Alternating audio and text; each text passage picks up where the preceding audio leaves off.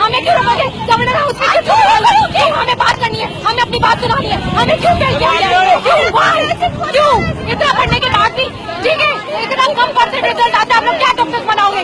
KU में Urdu university का principal बैठा हुआ है, उसको मेडिकल की कोई नॉलेज नहीं है, उससे हमारे क्या समझ रखा है यार? ये कोई तमीज है?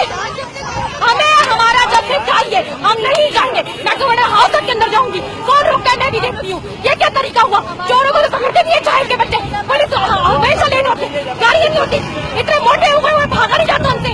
ठीक है, हमने कोई काम नहीं किया, हमें रोक रहे हैं। ये क्या तरीका हुआ भाई? ये क्या तरीका हुआ? नहीं, आप जाओ ना, चोरी को पकड़ो, चोरी को क्यों नहीं पकड़ लो? चोरों को पकड़ो, जाओ। इतना खत्म हो जाती है, क्यों हो जाती है? क्यों हो जाती है? क्यों नहीं आती? खाती रहती है, पत्ता खाती रहती है, मोटी हो जाती है, भाग नहीं जाते। What the hell is this? Is it तो भाई